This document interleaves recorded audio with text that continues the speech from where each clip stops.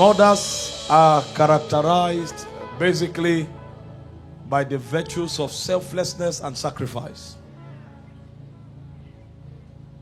If you ask me, at the plane of humanity, the purest level of soulish interaction you can find is the soulish disposition of a mother, particularly towards her child. I believe if God were not to give us new birth, if God were to modify the old creation, the purest form of souls you would have found would have been the souls of mothers. And so we want to appreciate them for who they are and for what they represent. And tonight we are blessed because we have learned from scriptures the possibility of functioning as a supernatural woman and mother so that you can raise supernatural offsprings. It's important for you to know that a lot depends on you in a bastardized society like the one we have. I've taught you here that there are two major institutions that Satan fights with all his arsenals. The first is the family institution, and the second is the church. And the reason is because these two institutions, amongst other things, are the institutions responsible for determining the purity and the conscience of society. If these two institutions are destroyed, government will fail. Every other institution will fail. And so because the devil is a strategic fighter, he directs his arsenals to these two institutions with an attempt to destroy it and then to destroy society. It happens to be that in the family institution, the mother plays a very significant role, and every one of us here who is a woman must pay attention. You must develop and build yourself so that you can build the family institution. Because to a very large extent, a lot depends on you. I don't have time to teach you tonight. The Lord has spoken to us. But I want you to know that there is a ministry that every mother has. And everyone who is hoping to become a mother must pay attention to that ministry. You know, the fivefold ministry is for some, according to Ephesians 4:11. But there are ministries that are specific for mothers. Others can walk in it, but every mother must walk in it or walk in them. The first is the prophetic ministry. Every mother who will be an accurate mother must be prophetic in nature. Because the destiny of your children require prophetic intelligence to be guided. If you read your Bible, you find that most children, before they were born, their mothers had encounters. And they were able to peep into the scrolls of the Spirit to itemize the destinies of those children. The prophetic ministry of mothers is not an office per se. It's actually a height in the spirit that they get into because of their intercessory enterprise. And so anybody who is preparing to be a mother must journey in priesthood to a point where she can discern from the spirit realm. Otherwise, she will raise useless children. And so motherhood is a very spiritual responsibility. The mother of Samson had encounters. Elizabeth had encounters. Mary had encounters. And so if you are here and you are not yet familiar with the spirit realm, you are not yet ready to be a mother. And so Mother's Day is a call for the activation of the prophetic dimension that is in your spirit. And that prophetic dimension can be born through prayers. We read from Luke chapter 2 verse 36 to 38, a woman called Anna. There was no record that she was prophetic. But when she gave herself to prayer, the portals opened. So any mother who will pray will discern. And if she discerns, then her family has a future. The second ministry of mothers is the ministry of leadership. And leadership in this context speaks of wisdom. The wisdom to build. As a young lady, you can derive so much pleasure in your beauty. But when you are becoming a mother, wisdom is a factor you cannot do without. Any woman who is not wise will not just destroy her home, but to become part of the problem of society. In 2 Samuel chapter 20 verse 16 to 22, the Bible told us about a woman that demonstrated leadership that delivered the whole nation. Joab, the king of David's army, went to a city to destroy it because a man in that city had risen against the king. And when the army came to destroy the city, a woman cried out and said, "Hear me, hear me." And she summoned the attention of a military general. And when Joab came to her, she said, "It is captured in prophecy that they will get counsel from Abel. So listen." And Joab said, "I listen." And she said, "You can't destroy God's inheritance. The land is the heritage of God. No matter what happened, you can't march an army here to annihilate us. It will be against the counsel of God. Who is he that you are looking for?" And Joab called the name of the son of Bichri. And the woman told her, "Go back with your soldiers. By tomorrow, we will throw the head of the man you are looking for. Go home." And Joab went back, and the whole nation was delivered. No man could stand. But a woman of wisdom stepped out and saved a whole territory. Most of the attacks that will come to the home front, it will not be power that will solve it. It will be wisdom. Either the wisdom you inject into your husband, or the wisdom structure you put in place. Wise women must rise. So Mother's Day is a call for wisdom. The third ministry of mothers is the ministry of worship. A mother must learn to teach the family the way of worship. Anything that happens at home, lead the Thanksgiving procession. You must be the one who is prompt to say, "Let's give God thanks. Let's glorify God." I'm not saying you take the position of the priest. If you study Israel, Moses was the leader. Aaron was the priest. But when they crossed the Red Sea, in Exodus 15, verse 20 to 21, it was Miriam that led Israel to give thanks. So every mother must master the art of gratitude. The least thing that God does in the family, lead the family to give God thanks. And you will see how God will multiply his blessings upon the house. The fourth ministry of mothers is the ministry of intercession. Every mother must be a prayer warrior. If you don't pray, the white beast we find a pathway into the family. Every mother. 1 Samuel 1 verse 9 to 28. We saw that when the man did not have a child, he said, "Instead of burdening myself, let me get another wife and produce children." But you see, the other wives can't raise prophets. So it's not about children, it's about prophet. Israel needed the prophet. You know, men look for solution. And some of you don't have spiritual men that will seek God. So when there is problem, this job is not working, it takes another job. No, it's not job. There's an attack on the ordination of that bloodline. The man got another wife, got children. But Hannah won't rest. It was her intercession that activated the priesthood of Eli, because Eli was blind. Even the priest in the land had no eyes. The Bible said in those days there was no open vision. The voice of God was scarce. And so there was no help from the priesthood. But a woman began to intercede.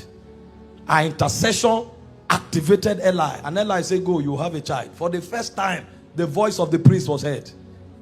And when Samuel was born, the priesthood didn't end until a prophet rose in Israel. We need praying women. We have seen too much mascara, foundation. We have seen gold, diamond.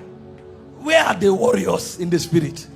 The women of Shiloh that will not sleep until a prophet is born. Where are those women? We are a generation of Instagram. Fingernails are longer than fork. They can't wash clothes, plate anymore because the finger is too long. I'm not against finger, I'm not against mascara, but where are the women that can cry? The Bible said Rachel was weeping for her children. When children are held in bondage, it's women that cry and say, restore, restore, restore, restore. Where are the Rachel? I heard a voice in Ramah. Rachel was weeping for her children. We have wayward children on the street. Where are Rachel? Today, people are on drugs. Yahoo, Yahoo everywhere. But we can't find Rachel. Where is the womb of Rachel that will cry and release lamentation over a generation? Children are lost to gambling, lost to violence, lost to manipulation and gimmicks, and we can't find women that cry. In Matthew chapter 2 verse 18, he says, I heard a cry in Ramah. It was not men that were crying, it was Rachel. Rachel was weeping. We need women that can ransom a generation. Our sons can't be given to alcoholism. Our sons cannot become bandits. Our sons with potentials cannot become Yahoo Yahoo people. The soul of a generation must be restored, but the cry of Rachel must be heard. I came to acknowledge and to appreciate you for who you are, but I also came to cast a burden that you are not just bearing a title, you are sitting in an office. Motherhood is an office.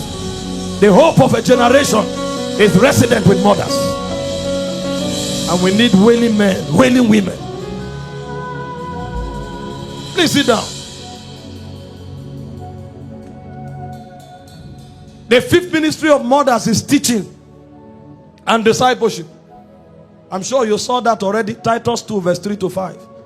Say, let the older women teach the younger ones. Our sisters need to be taught, and that's why the ministry of mothers must be restored. We have women today who are ladies and are not transiting to wives and mothers because there's a gap. No matter how a father loves the daughter, he doesn't have the utensils to make her become a wife or a mother. That's the ministry of the older women. Even to love their husbands, they have to be taught, because love is not just a feeling. There are depths to love. When you become a wife, love is submission. Your father can't teach you that. It's your mother that will give you the skill and tell you, listen, there's a way you answer your husband when he's angry. There's a way you talk to your husband when you need him to do something. There's a way you guide your husband. I don't have those skills because I'm not a mother. And if mothers don't rise, divorce will keep increasing. Because your power is not muscles. Your power is wisdom. And that wisdom has to be transferred. Otherwise, you will marry your husband and you want to do muscles. After a while, you discover that's not your strength. Because when you finish fighting, you will go home. Your husband, in the night when your husband is sleeping, you will be crying. And the home will be wrecked. And the reason is because mothers are failing. They are not teaching the younger women how to talk to their husbands, how to talk to their children and raise prophets. So we need the teaching ministry of mothers. Teach the younger women. They need to know what it means to be a woman. Those days when we were growing up, the moment you are approaching puberty, when you sit down, they say close your legs. When you start maturing, they tell you don't wear transparent things. Your body is sacred. And they taught them how to wear things under to cover their garments. They taught them how to greet. But today, we have naked women on the street. And sisters have become harlots. Deborahs are wasted because they were not taught. And when you don't teach people, you leave a vacuum. And those vacuums will be accommodated because there are other intelligences from the demonic realm. That's why women think today that they are relevant when they are naked. A body that should be sacred, that should be sought after, now it's on the street everywhere like a buffet. Because we don't have teaching mothers that form ideologies in their children. The sixth ministry of the mother is the ministry of hospitality. That's where large-heartedness comes in. Large-heartedness. The Bible speaks of a woman called Lydia in Acts 16 verse 14 to 15. Even when she died, people were wailing. Look at this garment she gave me. She couldn't die. They had to resurrect her. Peter didn't sense the anointing, but they said, no, this one can't go. This one is a succor to society.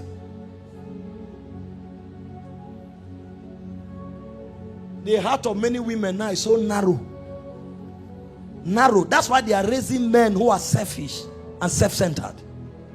Those days when we were growing, when it's lunch, you'll see strange people come home. Your mother will say, give them food. He is teaching you something. That what you have does not belong to you alone. It belongs to you and every other person that has need. When you have that orientation, tomorrow if you become a businessman, you will know how to handle people with temperament of mercy and kindness. We have people in power today. They are ruled by self-centeredness because they were not taught hospitality. When neighbor's child is hungry, mother say, enter and eat. Eat your food here. Don't give them. Don't give them. You think you are helping your child? You are raising a self-centered, wicked man who will no longer have compassion when he grows. Hospitality is one of the greatest weapons of mothers. Your child has to say, share with that person. You are teaching him something.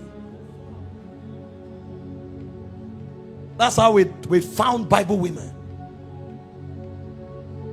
Number 7, mothers are soul winners. They didn't just win individuals, they won nations. The first evangelist was not a man after Jesus rose from the dead. Not one apostle preached the resurrection until Mary Magdalene preached. He is risen. He is risen. The first gospel was preached by a woman. He is risen. Before the apostles discovered. Even in the ministry of Jesus, in Luke chapter 8 from verse 1 to 3, women sponsored it. If mothers don't teach their children their heritage in God, they will raise wayward men. I told you my story. My mom would drag me to Bible study. I will be so angry with her. The rage will be like a venom of a serpent. But she will act as if she didn't see it. If not for her, I won't be here. After she died and I went to the club, I was in the club when I heard the wages of sin is death.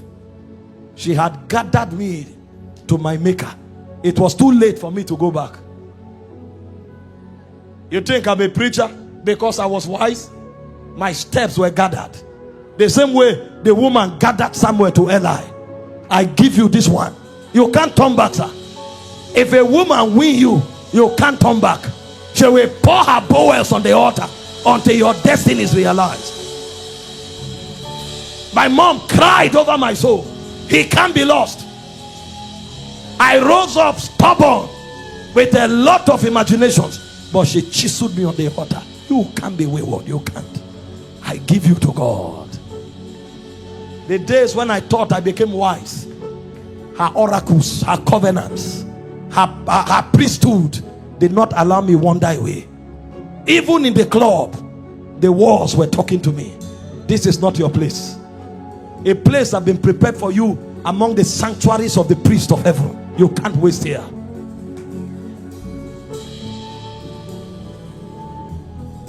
Mothers are sacred beings. Make up your mind tonight that you will play your part. You can't talk Moses without Jochebed. It's not possible. Before he went to Horeb, there was a woman that nurtured him. So the reason he found Horeb was because that woman put a burden in his spirit. And the Bible says when he was come of age, he refused to be called the son of Pharaoh's daughter. Who told him that you are in Egypt but you are not from Egypt? How come we can't find children that are told that you are in the world but you are not of the world? Because we don't have mission oriented women who can plant the burdens of Abba in the spirits of men. This is not your home. Then the guy came of age. He said, I am not the son of Pharaoh's daughter. I won't become an Egyptian by sentiment. My mother taught me that I came from another dispensation.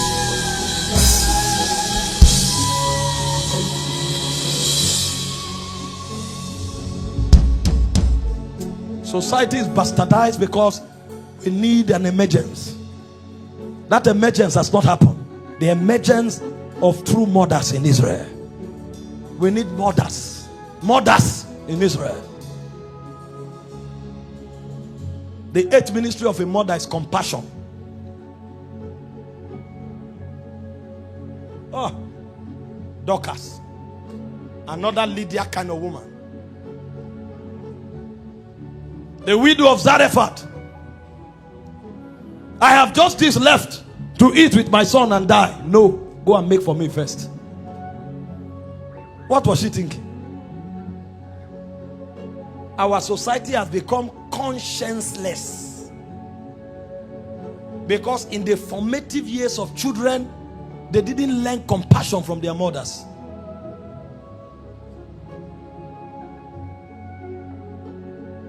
And a child becomes what he was taught between the age of 1 to 7. That's when the soul is formed. We need women that know compassion. When your sister is in trouble, that's not the time for gossip. That's the time for support. How could you gossip a fellow woman who is going through crisis? Her home is broke with news. How come? Don't you know you have a home too? Her husband beat her. It becomes story. And we raise wicked people who are worse than beasts. The ministry of mothers is the ministry of nurturing. Exodus 2, 1 to 10. Jochebed nurtured Moses. 1 Samuel 1 to 19. Hannah nurtured Samuel. Luke 2 and 3. Mary nurtured Jesus. See the giants they rose.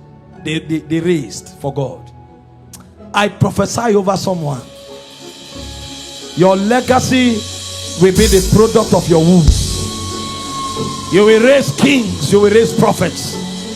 You will raise men that will become answer to society and to generations.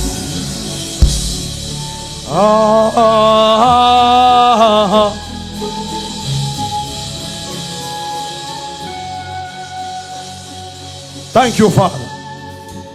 In Jesus' precious name.